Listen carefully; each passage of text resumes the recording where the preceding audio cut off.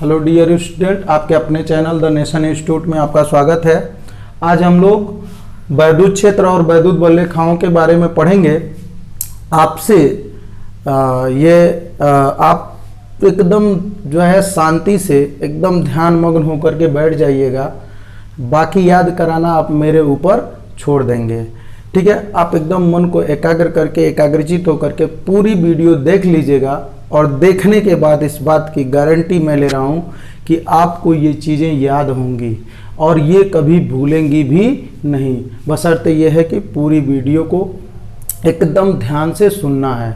आपको कुछ नहीं करना है, अपने अंगों को एकदम स्थिर छोड़ दीजिए, एकदम शांति से बैठ जाइए और पूरी की पूरी वीडियो पूरा देख लीजिए। और अगर आप चैनल को सब्सक्राइब नहीं किए हैं तो सब्सक्राइब कर लीजिए। तो चलिए आइए हम लोग बात करते हैं वैद्युत क्षेत्र क्या है। वैद्युत क्षेत्र क्या है? तो अब एक चीज़ आप नाम सुने होंगे कि हर आदमी का एक क्षेत्र होता है। लोग कहते हैं ये मेरा क्षेत्र है, मेरा एरिया है। तो वैसे वैद्युत का भी क्षेत्र होता है। क्षेत्र से लोग क्या दिखाना चाहते हैं कि भाई इसमें हमारे पावर, हमारा इम्पावर है, ये हमारा एरिया है, इसमें हम बहुत बाहुबली हैं, ये वो हैं, यो, ठीक है ना। तो ऐसे ही वैद्युत आवेश भी एक दूसरे को क्या करते हैं, आकर्षित या प्रतिकर्षित करते हैं। तो हर वैद्युत आवेश अपने चारों ओर एक वैद्युत क्षेत्र बनाता है।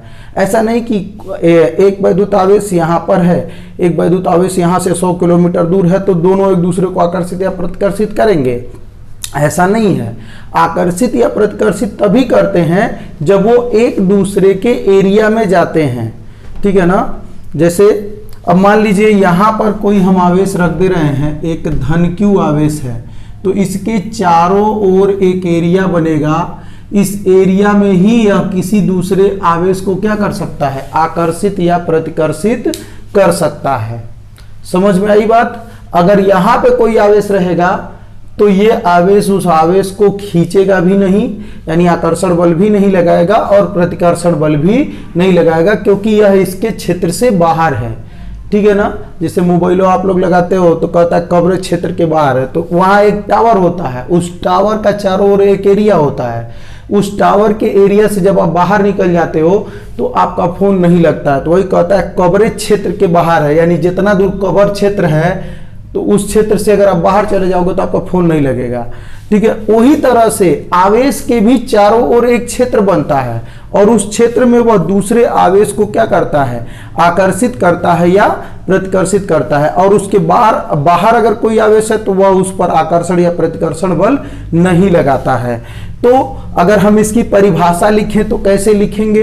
किसी आवेश या आवेश समुदाय के, अब ये यहाँ पर देखो, एक आवेश भी हो सकता है और आवेश का समुदाय भी हो सकता है। राजा का भी क्षेत्र होता है, तो एक आवेश है, इसका क्षेत्र है, तो ये समझ लो राजा है।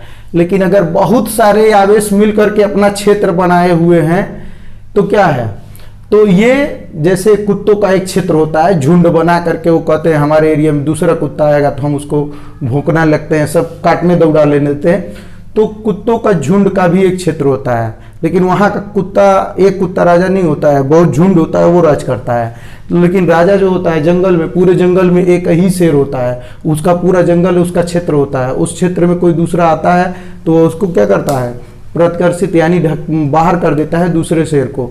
तो यहाँ पर आप समझ लीजिए एक आवेश भी हो सकता है और बहुत सारा आवेश भी हो सकता है।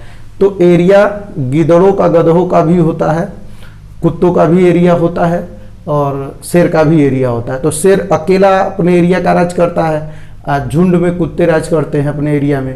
तो समझ लीजिए यहाँ एक आवेश भी हो सकता है और आवेश का समुदाय भी हो सकता है, समूह भी हो सकता है। तो चाहे एक आवेश रहे और चाहे आवेश का समूह रहे, दोनों का ही क्या बनेगा, एरिया बनेगा, क्षेत्र बनेगा। और उस क्षेत्र में दूसरे आवेश को यह बर्दाश्त नहीं करेंगे। अगर इनके विपरीत आवेश वाला कोई आएगा तो उनको खींच लेंगे, ठीक है। जैसे यहाँ धन आवेश है, ऋण वाला आएगा तो खींच लेंगे, और अगर धन वाला आएगा तो प्रतिकर्षित कर देंगे, मतलब बल लगाना शुरू कर देंगे, वैद्युत बल लगाने लगेंगे। जितना कूलाम का नियम कहता है उतना बल ये लगाने लगेंगे। लेकिन इसके जस्ट बाहर कूलाम के द्वारा बताया गया बल इस पर नहीं लगेगा, ठीक है। तो अगर आपको परिभाषा लिखनी रहेगी तो लिखेंगे किसी आवेश किसी आवेश या आवेश समुदाय, एक से अधिक आवेश को आवेश समुदाय कहेंगे, किसी आवेश या आवेश समुदाय की चारों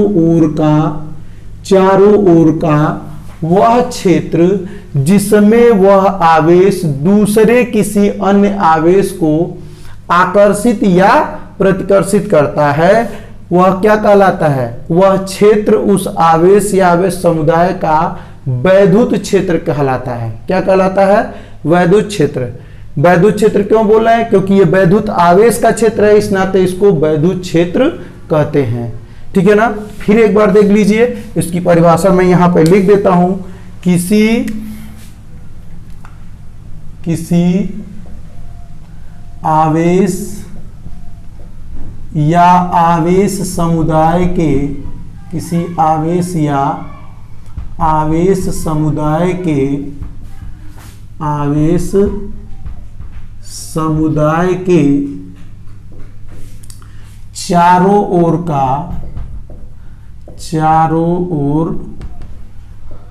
का वह क्षेत्र जिसमें वह किसी अन्य आवेश को, जिसमें वह किसी अन्य आवेश को, किसी अन्य आवेश को आकर्षित या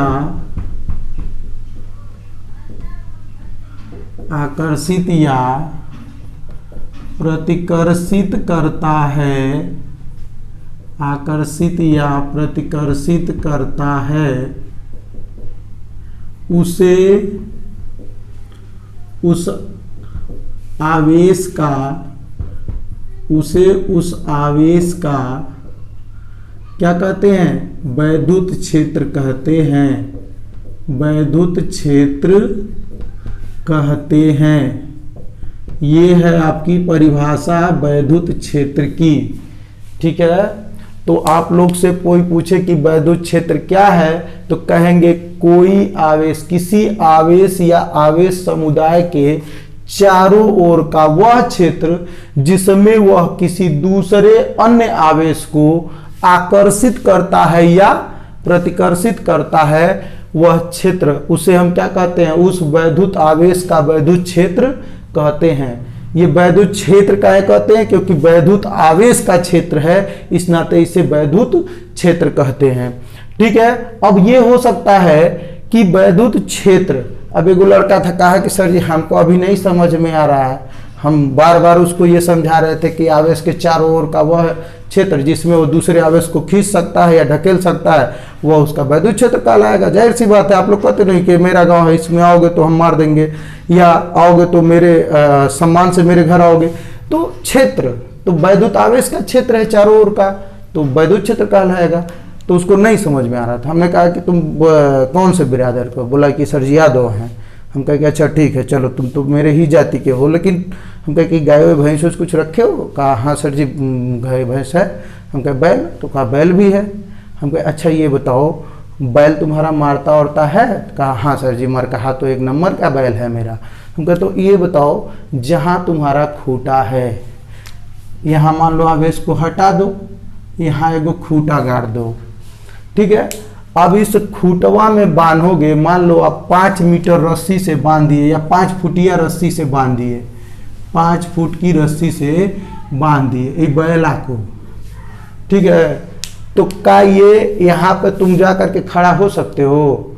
तो कहा नहीं सर जी, यहाँ पे तो जो खड़ा होंगे ये रस्सियाँ घींच करके मारेगा, धड़ाक दे। हम कहे यहाँ पे, तो कहे कि यहाँ पे खड़ा हो सकते हो? तो कहा नहीं। कहे यहाँ पे नहीं, यहाँ पे नहीं। कहा कि ये चारों ओर 5 फुट की रस्सी जितना दूर जाएगी उतना दूर में वो हमको मार देगा। तो हम कहें वही समझ लो कि ये 5 फुट की रस्सी या चारों ओर घुमा दो तो एक वृत्त बनेगा ना, एक सर्किल बनेगा। ये बैला का क्षेत्र है। उस बैला के क्षेत्र में अगर जाओगे तो हुक देगा, तो ये क्या हो गया? बैल क्षेत्र हो गया। क्या हो गया? बैल क्षेत्र हो गया, क्योंकि ये बैल का क्षेत्र है। तो इसी तरह से आवेश जो है, यहाँ बीच में हम क्या रखेंगे? आवेश रख देंगे। क्या रखेंगे, आवेश रख देंगे, तो आवेश भी अपने चारों ओर क्षेत्र बना लेगा। वह किसी दूसरे आवेश को आते ही या तो खींच लेगा अपने क्षेत्र में, या तो प्रतिकर्षित कर देगा, यानी बल लगाने लगेगा।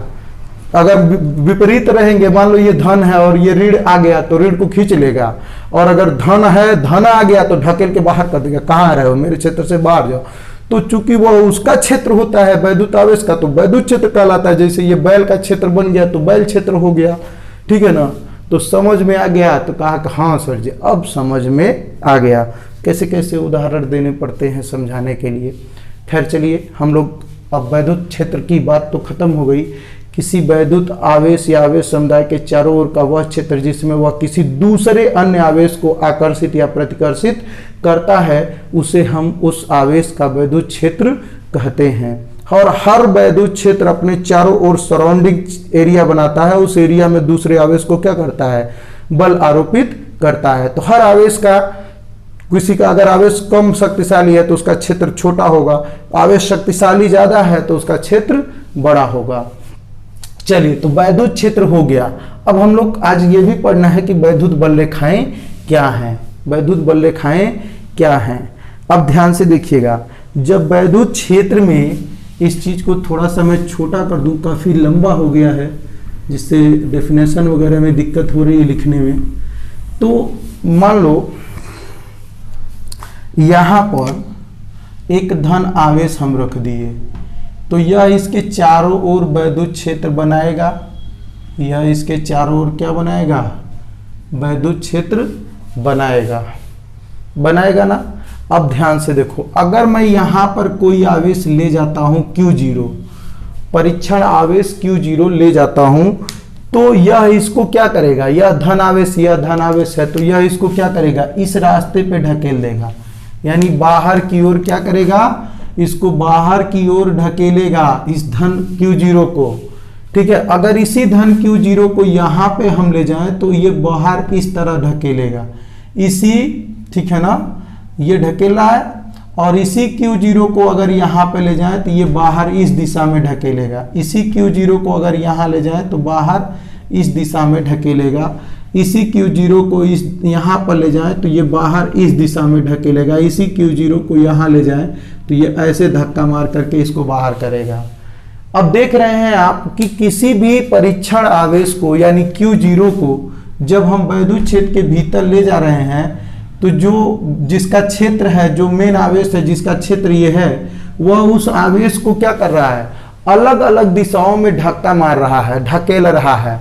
इधर आ रहा है तो इधर से सीधे करा कि यहीं से निकल जा, इधर आ रहा है तो करा कि यहाँ से तुम निकल जा, इधर आ रहा है तो करा इधर भाग जा, जहां मतलब सीधा बल लगा रहा है प्रतिकर्षण बल कि निकल जा। और ये भी हो सकता है कि माइनस रहे तो सीधा खींच भी ले, लेकिन बल तो लगाएगा ना किसी न किसी डायरेक्शन में, किसी न किसी दिशा में।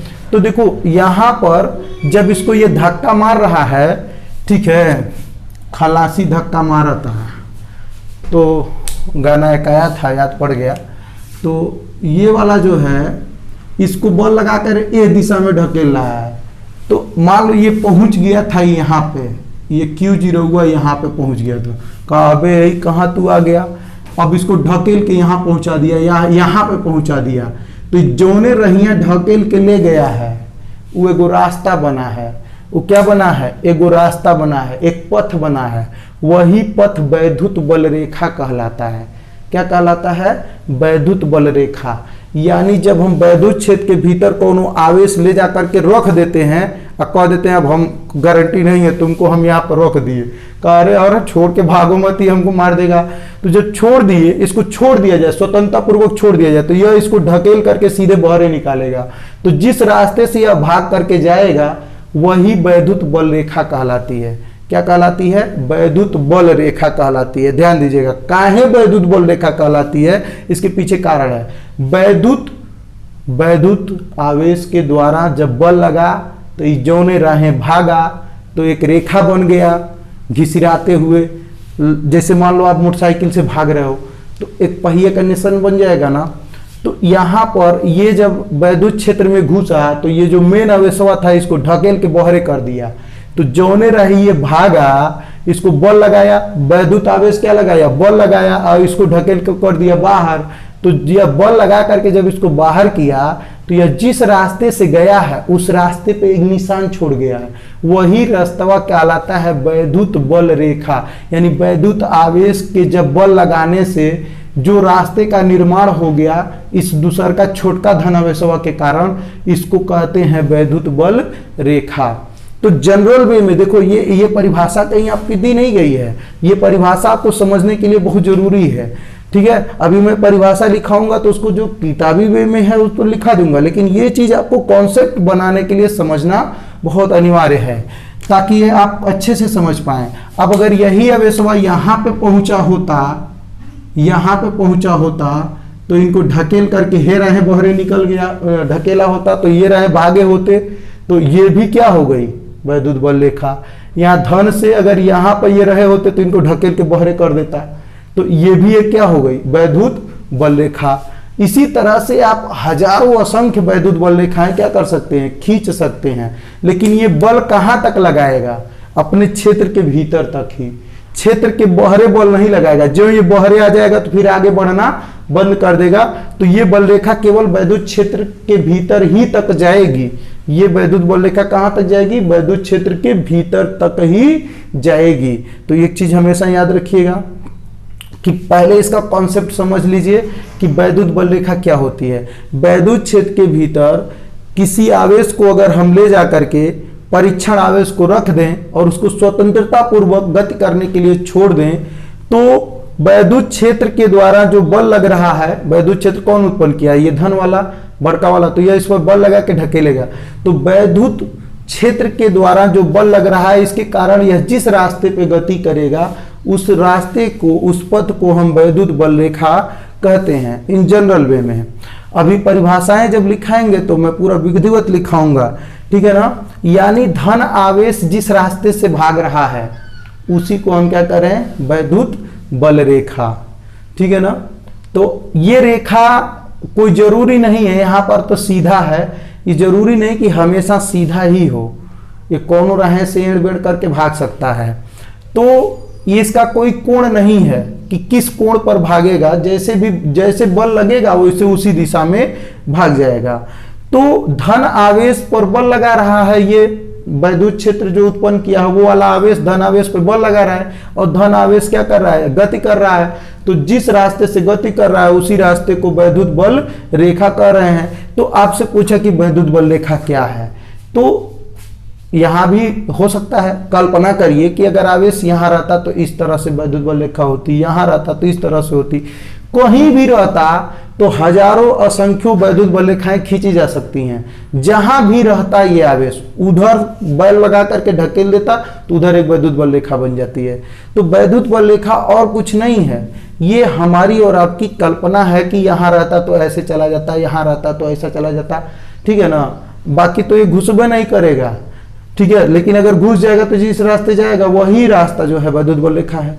तो पूछेगा कोई कि वैद्युत बल रेखा क्या है, तो कहेंगे कि वैद्युत बल रेखाएं वैद्युत क्षेत्र के भीतर है, बहरे नहीं रेखा बन सकती है क्योंकि बहरे तो बल नहीं लगा पाएंगे। तो ये वैद्युत क्षेत्र के भीतर ही ये ढकेल करके रास्ता बना सकते हैं। तो वैद्युत बल रेखाएं वैद्युत क्षेत्र के भीतर वे काल्पनिक निष्कोण वक्र हैं। काल्पनिक क्या होता है, ये रियल में रेखा थोड़ी ना है, ऐसा थोड़ी ना। आवेशवा तो हवा में ढकेला के गया है ना, तो घिसिराते कोनो बालू में नहीं गया है कि रेखा बना दिया, वो आवेश को हवा में बल लगाया वो बाहर चला गया, तो रेखा कोनो खींचा नहीं है। लेकिन हम ये मान के चल रहे हैं कि जिस रास्ते से गया है वो वैद्युत बल रेखा है, तो वह रेखा काल्पनिक है, वो रियल में रेखा खींच के नहीं गया है, वो क्या है, काल्पनिक है। तो कोई पूछे कि वैद्युत बल रेखा क्या है, तो कह देंगे कि वैद्युत बल रेखाएं किसके भीतर, वैद्युत क्षेत्र के भीतर, बाहर नहीं होंगी ये कभी भी। वैद्युत बल रेखाएं हमेशा किसके भीतर होंगी, वैद्युत क्षेत्र के भीतर। तो वैद्युत बल रेखाएं वैद्युत क्षेत्र के भीतर वे काल्पनिक निष्कोण वक्र हैं, खींची गई, वैद्युत क्षेत्र के भीतर खींची गई वे काल्पनिक निष्कोण वक्र हैं। अब खींचा नहीं जा सकता है, केवल खींचने की कल्पना की जा सकती है। तो इसी नाते खींची गई काल्पनिक और निष्कोण मतलब इनका कोई फिक्स एंगल नहीं होता, किसी एंगल पर जाएंगी, यहां से इधर, यहां से इधर, यहां से इधर, यहां से इधर, बहुत सारी रेखाएं हैं। तो खींची गई वे काल्पनिक निष्कोण वक्र मतलब टेढ़ी मेढ़ी भी हो सकती हैं, सीधी भी हो सकती हैं। तो काल्पनिक वक्र हैं, निष्कोण काल्पनिक वक्र हैं जिन पर एकांक पृथक्कृत, एकांक मतलब एक गो, पृथक्कृत मतलब अलग, जो किसी और से मतलब न रखता हो। एकांक पृथक्कृत धन आवेश चलता है, चलता का मतलब भागता है, जो ने रहिया वह क्या कहलाएगी, वैद्युत बल रेखा। तो वैद्युत बल रेखा क्या है, वैद्युत बल रेखा वैद्युत क्षेत्र के भीतर खींची गई वे काल्पनिक निष्कोण वक्र हैं। वैद्युत बल रेखा क्या है, वैद्युत क्षेत्र के भीतर खींचा गया वह काल्पनिक निष्कोण वक्र है जिस पर कौन चलता है, कौन भाग के जाता है, एकांक व पृथक्कृत धन आवेश। धन आवेश क्या करता है, गति करता है या चलता है। एकदम आसान है, परिभाषा याद करोगे, रट्टा मारोगे बहुत कठिन है, बात को समझ लोगे तो समझ में आ जाएगा। वैद्युत बल रेखाएं किसके भीतर भैया, वैद्युत क्षेत्र के भीतर खींची गई वे काल्पनिक या खींचा गया वक्र की बात कर रहे हो, तो वैद्युत बल रेखाएं वैद्युत क्षेत्र के भीतर खींची गई वो काल्पनिक निष्कोण वक्र होती हैं जिस पर कौन चलता है, जिस पर एकांक धनावेश चलता है। ठीक है ना। अब यहां तक तो बात खत्म हो जाती है कि वैद्युत बल रेखा क्या होती है। तो इसकी परिभाषा मैं लिख दे रहा हूं, ठीक है। वैद्युत बल रेखा की परिभाषा लिख दे रहा हूं।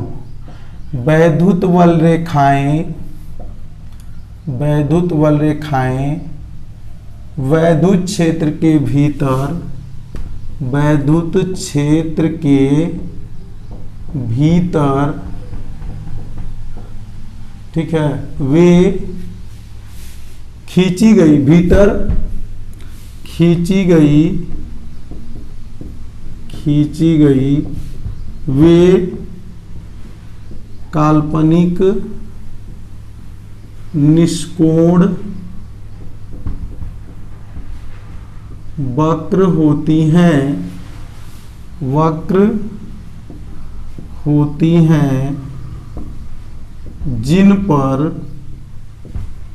जिन पर कौन चलता है, जिन पर एकांक यानी एकांक पृथक्कृत माने जो सबसे अलग हो, पृथक्कृत, हिंदी मेरा कमजोर है तो ये हो सकता है गलत हो, पृथक्कृत कृत है, एकांक पृथक्कृत धन आवेश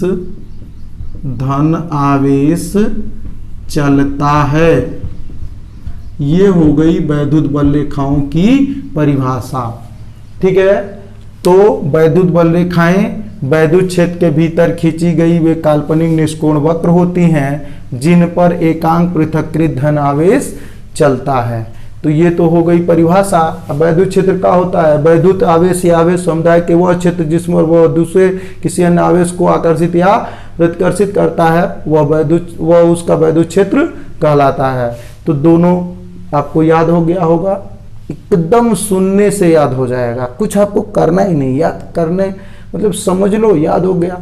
और आपको मुझे नहीं लगता है कि ये चीज़ आप 2 से 3 बार मैं बोल दिया हूँ तो आपको रिपीट करनी पड़ेगी और आप उसको घर पे ज़्यादा उसको माथापच्ची करनी पड़ेगी। इसी तरह के मेरे हर क्लास में आपको मैं यहीं पे याद करा दूंगा, बहुत ज़्यादा मेहनत करने की ज़रूरत नहीं पड़ेगी।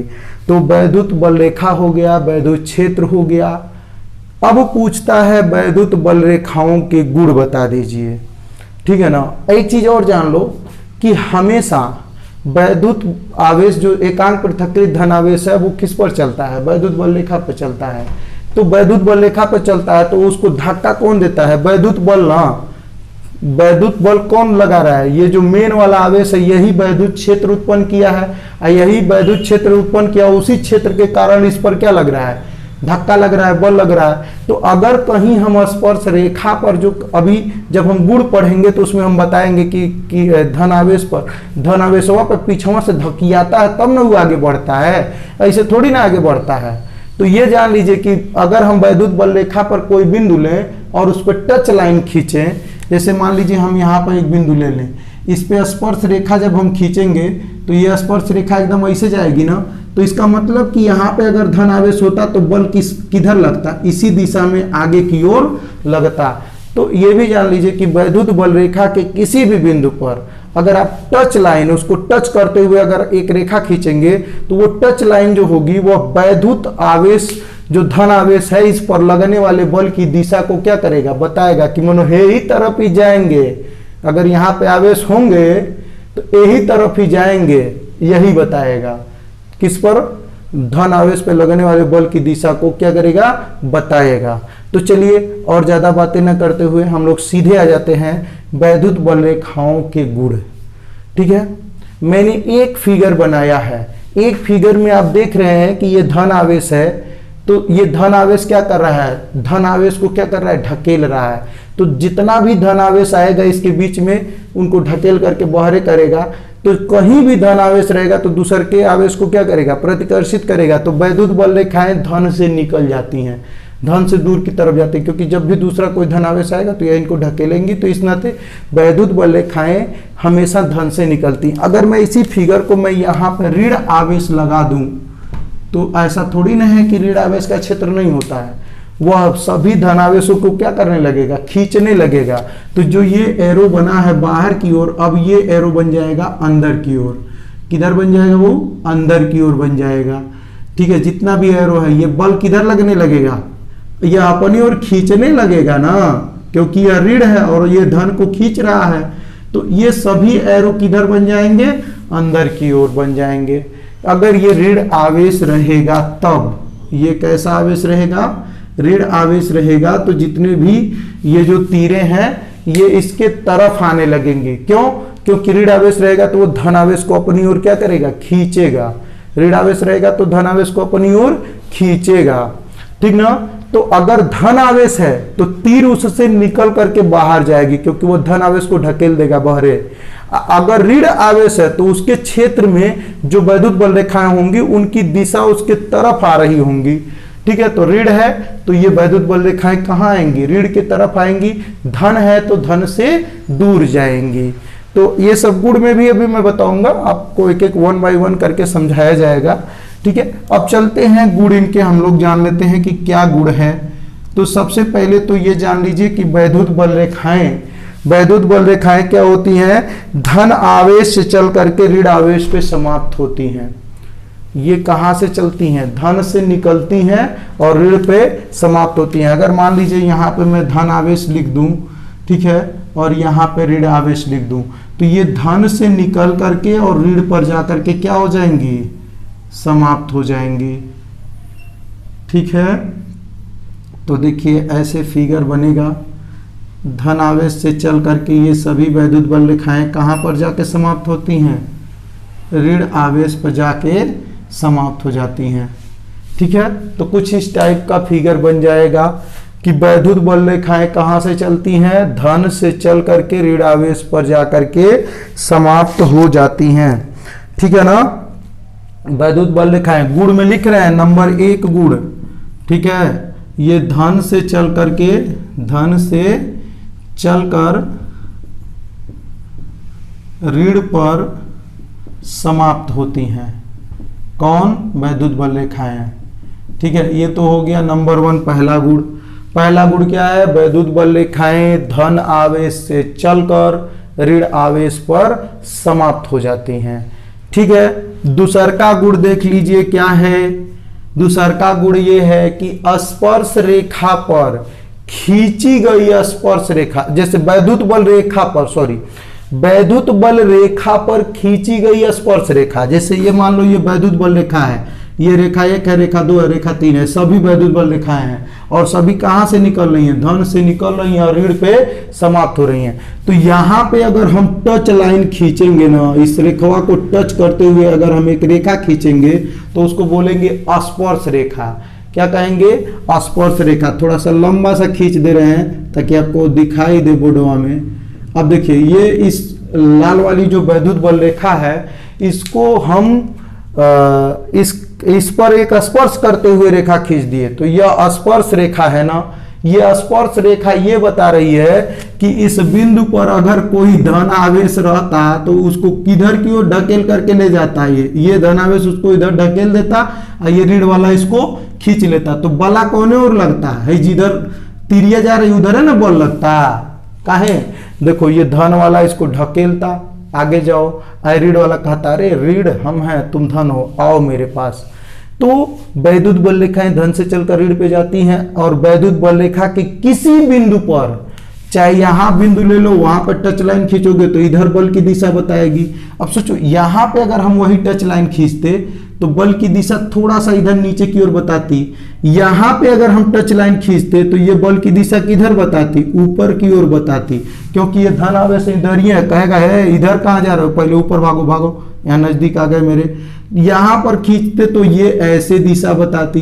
तो देखो अलग अलग बिंदुओं पर हम जो स्पर्श रेखाएं खींच रहे हैं, ठीक है ना, वहां पर वैद्युत क्षेत्र की जो दिशा है, यानी आवेश पे लगने वाले बल की दिशा जो है वो क्या है, अलग अलग है। तो आप ये मत कभी सोचिएगा जैसे यहाँ पर एक बिंदु था तो इस पर वैद्युत बल रेखा अगर धन रहता तो ऊपर की ओर, ऋण रहता तो नीचे की ओर, यहाँ पर इस दिशा में या तो इस दिशा में। तो हर बिंदु पर वैद्युत क्षेत्र के भीतर हर बिंदु पर वैद्युत क्षेत्र की दिशा अलग अलग होती है, ये चीज आप दिमाग में बैठा लीजिएगा। और वैद्युत क्षेत्र की दिशा हम ज्ञात कैसे करते हैं, मान लो हमको इस बिंदु पर निकालना है, तो यहाँ पर हम वैद्युत क्षेत्र की जो रेखा है, वैद्युत बल रेखा, उस पर टच लाइन खींच देंगे, तो जौने वो टच लाइन आगे बढ़ेगी वही दिशा में वैद्युत क्षेत्र की दिशा होगी, या वैद्युत क्षेत्र की जिधर दिशा होगी उधर है ये धनावेश पर ये वाला वैद्युत क्षेत्र बल लगाएगा।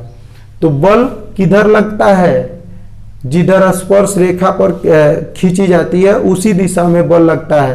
तो वैद्युत क्षेत्र के भीतर जो बल रेखाएं होती हैं, उन बल रेखाओं पर खींची गई किसी बिंदु पर, अब ध्यान से सुनो, यहां भी यहां भी यहां भी कहीं भी किसी भी बिंदु पर आप ले लो, तो वैद्युत बल रेखाओं के किसी बिंदु पर खींची गई स्पर्श रेखा उस बिंदु पर धन आवेश पर लगने वाले बल की दिशा को क्या करती है, बताती है। यानी ये स्पर्श रेखा बता रही है कि बेटा यहाँ पे धन आवेश अगर रखोगे तो ये ए दिशा में फेंकाएगा, यहाँ पे रखोगे तो हे दिशा में फेंकाएगा, यहाँ पे रखोगे तो ए दिशा में फेंकाएगा।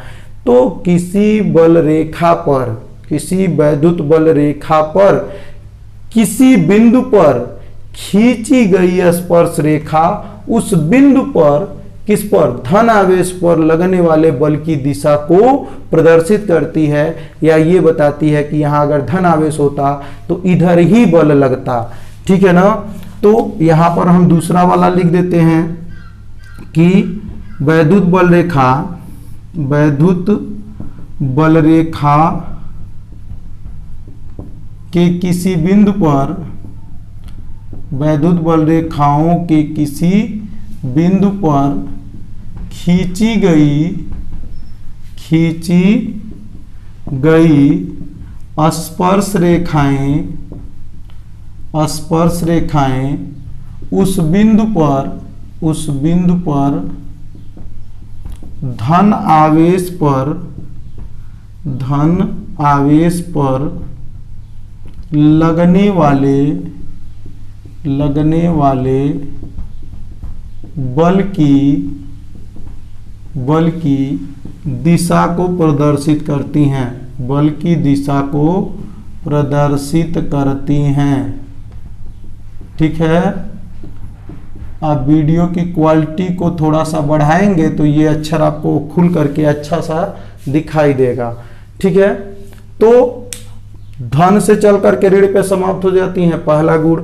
दूसरा गुण वैद्युत बल रेखाओं के किसी बिंदु पर खींची गई स्पर्श रेखा उस बिंदु पर धन आवेश पर लगने वाले बल की दिशा को क्या करती है, प्रदर्शित करती है। जो स्पर्श रेखा खींचे हैं ये बता रही है कि यहाँ पे धन आवेश रहेगा तो इधर की दिशा में बल लगेगा, यहाँ पर रहेगा तो इस दिशा में बल लगेगा, यहाँ रहेगा तो इस दिशा में बल लगेगा, यहाँ रहेगा तो इस दिशा में बल लगेगा, यहाँ रहेगा तो इस दिशा में बल लगेगा। तो चलिए 2 गुण हम लोगों ने पढ़ लिए। तीसरा गुण कहता है कि ठीक है ना, कोई भी 2 बल रेखाएं एक दूसरे को कभी काट नहीं सकती हैं। एक चीज जान लीजिएगा, तीसरा वाला जो है ये बहुत इंपॉर्टेंट है कि कोई 2 वैद्युत बल रेखाएं, मैं यहां से लिख दे रहा हूं, कोई 2 वैद्युत बल रेखाएं एक दूसरे को काट नहीं सकती हैं। कोई 2 वैद्युत बल रेखाएं एक दूसरे को काट नहीं सकती हैं, देखिए कहीं भी कोई वैद्युत बल रेखा जो हम खींचे हैं कहीं एक दूसरे को काट रही हैं, नहीं काट रही हैं। ठीक है, क्योंकि अगर ये काट देंगी तो एक ही बिंदु पर 2 स्पर्श रेखा खींची जाएगी। जैसे मान लीजिए एक वैद्युत बल रेखा ऐसे है, एक ऐसे है, तो काट दी तो है पर स्पर्श रेखा इधर की ओर दिशा बताएगी और इस पर स्पर्श रेखा इधर की ओर दिशा बताएगी। तो एक ही बिंदु पर 2 स्पर्श रेखाएं खिंचाएंगी और दोनों बल की दिशा अलग अलग बताएंगी। तो बल की दिशा अलग अलग बताएंगी तो अब ऐसा कौन दिशा में जाएगा, तो कंफ्यूजिया जाएगा कि हम कौन दिशा में जाएं। हमको एक दिशा बताओ यार कि हम उधर जाएं, तुम कह रहे हो कि उधर जाओ, तुम कह रहे हो कि उधर जाओ, तो ये ऐसा हो नहीं सकता। अगर ये 2 वैद्युत बल रेखाएं एक दूसरे को मान लो यहाँ पर मैं दिखाया हूं कि काट रही हैं, तो अगर ये काट दें, पहली बात तो काटती नहीं है, लेकिन मैं सिचुएशन बता रहा हूं कि अगर ये काटती तो ये वाली रेखा कहती कि वैद्युत आवेश पर बल है दिशा में लग रहा है, क्योंकि इस पर खींची गई स्पर्श रेखा इधर बताती और दूसरी वाली वैद्युत बल रेखा पर खींची गई स्पर्श रेखा बल की दिशा इधर बताती। तो है जो आवेशवा है, धन आवेशवा, ये किधर जाता है, कंफ्यूज हो जाता, नहीं जा पाता।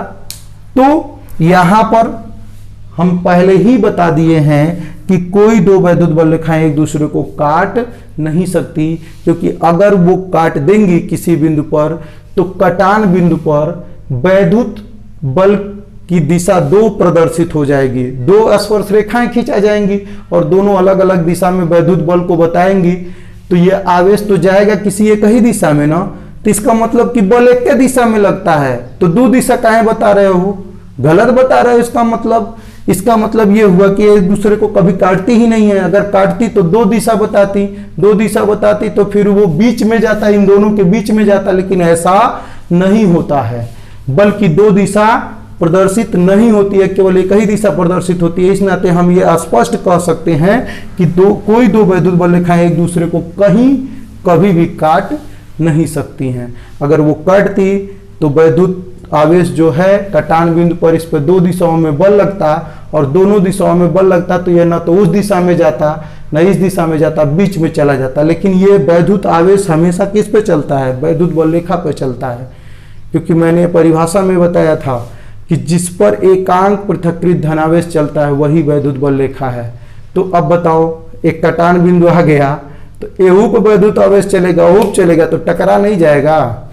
2 जैसे रेलगाड़ी की 2 पटरियां कभी एक दूसरे को काटती नहीं, अगर काट दे मान लीजिए तो वो दोनों रेलगाड़ी आकर के उस पर टकरा नहीं जाएगी।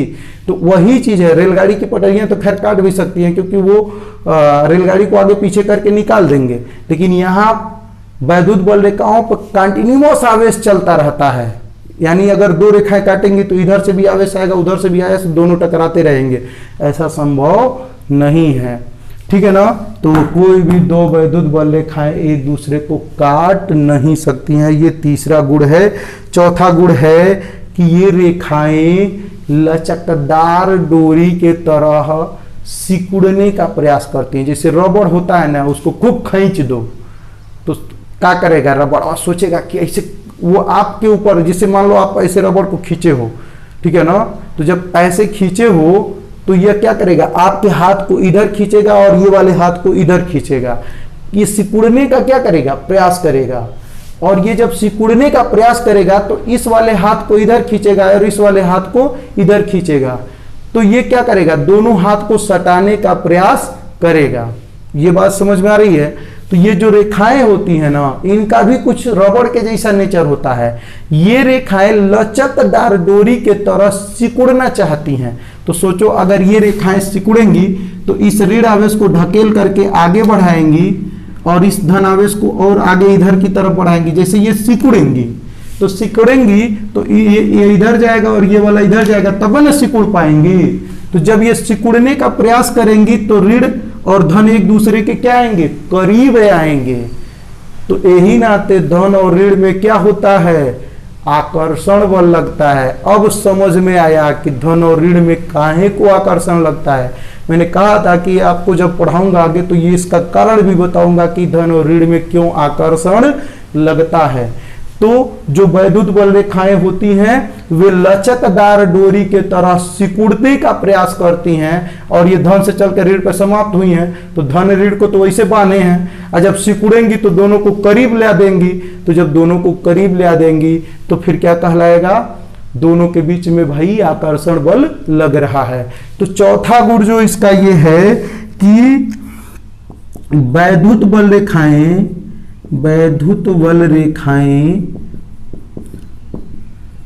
लचकदार डोरी के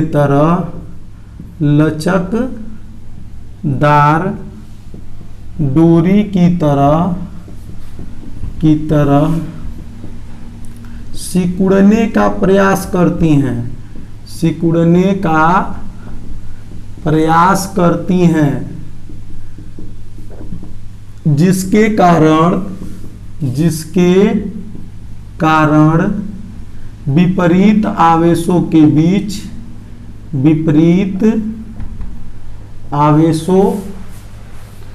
बीच कौन सा बल लगता है, आकर्षण बल लगता है। ठीक है, जिसके कारण दोनों विपरीत आवेशों के बीच आकर्षण बल लगता है। ठीक है, अब जो है ये तो हो गया 4 गुण। 5वां गुण क्या है कि दो वैद्युत बल रेखाएं एक दूसरे के लंबवत अगर जा रही हैं, मान लो अगर ये भी धन रहता ये भी धन रहता, तो इसकी वैद्युत बल रेखा इधर जाती है और इसकी वैद्युत बल रेखा इधर जाती।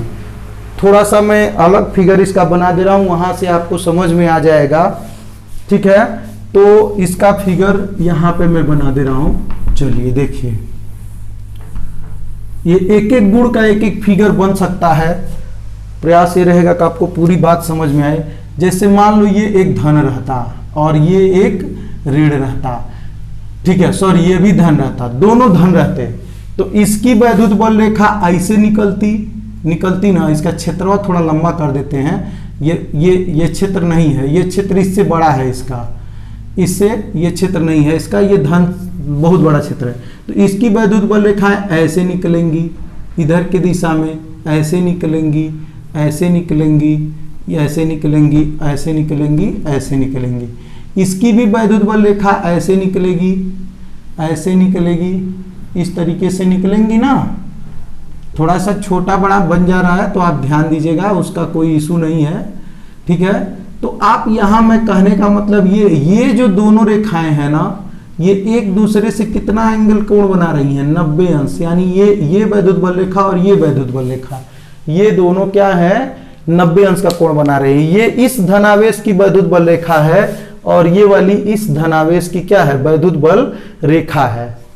ठीक है, अब फिर काटने वाली नौबत आ रही है।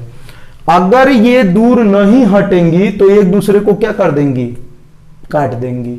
जबकि मैंने कहा है तो रूल नंबर 3 में कि एक दूसरे को कभी भी दो वैद्युत बल रेखाएं काटती नहीं है।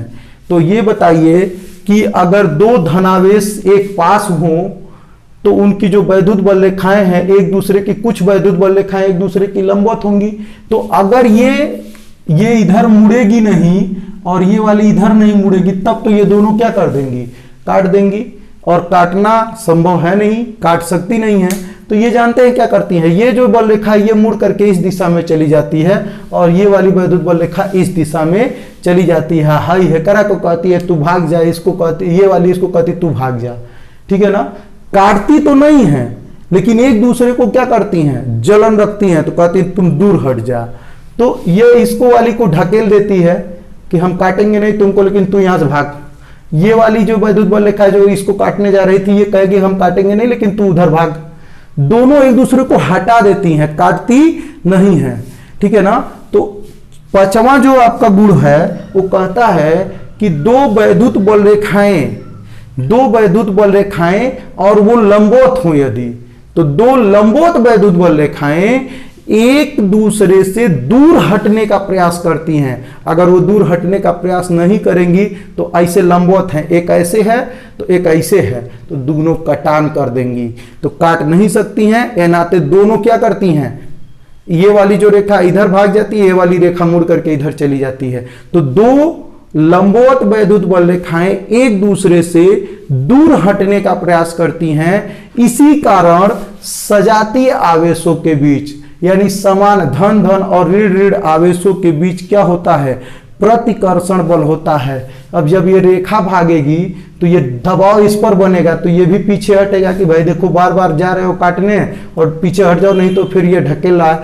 तो ये वाली रेखा इसको ढकेलेगी तो ये आवेश को पीछे ढकेल देगा, ये वाली रेखा इसको ढकेलेगी तो ये आवेश को पीछे ढकेल देगा। इसी तरह से यहाँ वाली भी रेखाएं जो हैं, नीचे वाली भी जो वैद्युत बल रेखाएं ऐसे नीचे जा रही थी और ये इसको काटने आ रही थी, ये दोनों भी एक दूसरे को मोड़ देंगे, ये इधर मुड़ जाएगी और ये वाली इधर मुड़ जाएगी, ठीक है ना।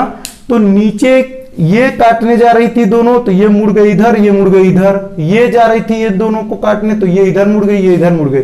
लेकिन मुड़ने के साथ साथ ये इन दोनों को एक दूसरे को क्या करती हैं, दूर ढकेलती हैं, दूर हटने का प्रयास करती हैं। तो जब ये दूर हटेंगी तो ये इससे अटैच है ना, इस धनावेश को पीछे ढकेल देंगी और इसको भी ये वाली वैद्युत बल रेखा इससे अटैच है तो ये इस धनावेश को पीछे ढकेल देगी।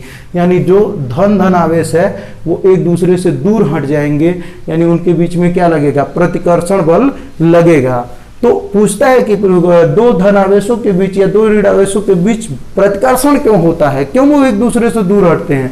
क्योंकि उनसे निकलने वाली जो वैद्युत बल रेखाएं अगर वो दूर नहीं हटेंगे तो एक दूसरे को काट देंगी, जबकि काट सकती नहीं है तो दूर हट जाती हैं। तो जब वो दूर हटती है तो उनसे कनेक्टिंग जो आवेश होता है वो भी पीछे, ये इधर की तरफ पीछे चला जाता है, ये इधर की तरफ पीछे चला जाता है, ठीक है। तो दो लंबवत वैद्युत बल रेखाएं एक दूसरे से दूर हटने का प्रयास करती हैं और इसी कारण क्या होता है, दो सजातीय धनावेश, सजाती का मतलब समान, धन आवेशों के बीच या ऋण ऋण आवेशों के बीच क्या होता है, प्रतिकर्षण होता है। दोनों एक दूसरे को विपरीत दिशा में ढकेलते हैं, ठीक है ना। और जबकि ये धन से जाती ऋण पे समाप्त होती हैं, लचकदार डोरी की तरह इन दोनों को क्या कर देती हैं, मिलन करा देती हैं, सटा देती हैं। तो इसी नाते लचकदार डोरी की तरह जब धन से चलेंगी ऋण पे समाप्त होंगी, दोनों को जोड़ ली और लचकदार डोरी की तरह सिकुड़ गई, तो धन और ऋण के बीच में क्या हो गया, आकर्षण हो गया। लेकिन एक धन से निकली, एक इस धन से निकली, दोनों आ गई काटने, फिर कहीं नहीं काटेंगे नहीं, हम पीछे हट जा रहे हैं, तुम भी पीछे हट जाओ, हम लोग मुड़ करके अगला रास्ता को अपना लेते हैं। तो दो, ठीक है ना, दो वैद्युत बल रेखाएं जो कि एक दूसरे के लंबवत हों, ऐसे हों, काटने जा रही हों, तो दो लंबवत वैद्युत बल रेखाएं एक दूसरे से दूर हटने का प्रयास करती हैं। और जब वो दूर हटने का प्रयास करेंगी तो इसी नाते धन और धन, ऋण और ऋण यानी समान प्रकार के आवेशों में प्रतिकर्षण होता है। वैद्युत बल रेखा जो कि धन से ऋण पर जाके समाप्त होती है वो लचकदार डोरी की तरह सिकुड़ने का प्रयास करती है, इसी के कारण धन और ऋण के बीच में आकर्षण बल लगता है। तो साथ साथ हम लोग सब कुछ पढ़ते चल रहे हैं। ये चार गुण हम लोग पढ़ चुके हैं, धन से चलती हैं, ऋण पे समाप्त होती हैं, वैद्युत बल रेखा के किसी पॉइंट पर अगर हम टच लाइन खींच दें, स्पर्श रेखा खींच दें, तो वह उस बिंदु पर धन आवेश पे लगने वाले बल की दिशा को बताएगी। तीसरा कि ये क्या करती हैं, एक दूसरे को काट नहीं सकती। चौथा, ठीक है ना, दो वैद्युत बल रेखाएं लचकदार डोरी की तरह सिकुड़ने का प्रयास करती हैं। पांचवा जो है, दो लंबवत वैद्युत बल रेखाएं एक दूसरे के समीप जाकर के दूर हटने का प्रयास करती हैं, जिसके कारण दो विपरीत प्रकार के आवेशों में प्रतिकर्षण बल कार्य करता है। ठीक है ना। लंबाई के लंबवत भी कहीं कहीं लिखा रहता है, तो लंबाई जो इनकी लंबाई है उसके लंबवत मुड़ जाती हैं। ऐसे लंबाई ऐसे आ रही थी तो लंबाई ऐसे थी तो ऐसे मुड़ करके घूम जाएंगी, ये वाली ऐसे आ रही थी तो ऐसे मुड़ जाएगी, दोनों कट नहीं पाएंगी, एक दूसरे को लंबाई के लंबवत मुड़ करके घूम जाएंगी। और इसी के कारण दो समान आवेशों के बीच में क्या होता है, प्रतिकर्षण लचकदार डोरी की तरह व्यवहार करती है, इस नाते आकर्षण होता है। तो आई थिंक आप लोग को पांचों की पांचों गुण याद हो गए होंगे, वैद्युत बल रेखा याद हो गया होगा और वैद्युत क्षेत्र याद हो गया होगा। इसका पूरा का पूरा PDF फॉर्म में मैं नोट्स प्रोवाइड आप लोग को करा दूंगा। कमेंट बॉक्स में आप लोग अपना नंबर हमको दे दीजिएगा या आप लोग मेरे नंबर पे ही व्हाट्सअप कर दीजिएगा, मुझे और आसानी होगी। आपको तुरंत जो है कि PDF फॉर्मेट में पूरा न्यूमेरिकल थियरी सारा का सारा नोट्स जो मैं आप लोग को पढ़ाता हूँ वो आपको फ्री ऑफ कास्ट दे दूंगा। ठीक है। और मेहनत, इस मेहनत के बदले कुछ और नहीं चाहिए, आप लोगों का स्नेह प्यार चाहिए। और आप लोग लाइक करिए, कमेंट करिए और चैनल को सब्सक्राइब कर लीजिए और पूरी की पूरी वीडियो देखा करिए। बीच में स्किप करेंगे तो बातें समझ में नहीं आएंगी। शुरुआती वीडियो जो चैप्टर्स की शुरुआती वीडियो होती है उसको जरूर आप लोग देख लीजिएगा, नीचे वो सारी वीडियो शो हो रही होंगी, प्लेलिस्ट बनाई गई है। ठीक है। तो आप उसको खोज करके 1 बाय 1 सारी वीडियो देख लीजिए। मैं गारंटी लेता हूं कि आपको कहीं कोचिंग जाने की जरूरत नहीं पड़ेगी और ना तो आपको उस तरीके का स्कूल में ही कोई समझा पाएगा। 10-12 सालों से यही व्यवसाय रहा है हम लोगों का, यही शौक रहा है और डिग्री भी MSc है। तो आप लोगों से कुछ छिपा नहीं है, अगर ज़रूरत पड़ेगी तो आप लोग को PDF में डिग्री भी भेज देंगे। ठीक है। लेकिन फिर भी उम्मीद है कि आप लोग समझे होंगे, तो आपको ये सब चीज़ें करने की ज़रूरत नहीं पड़ेंगी। और आप लोग इसी तरह से प्रेम स्नेह बनाए रखिएगा। निरंतर चैनल ग्रो कर रहा है, आगे भी करता रहे। धन्यवाद। जय हिंद।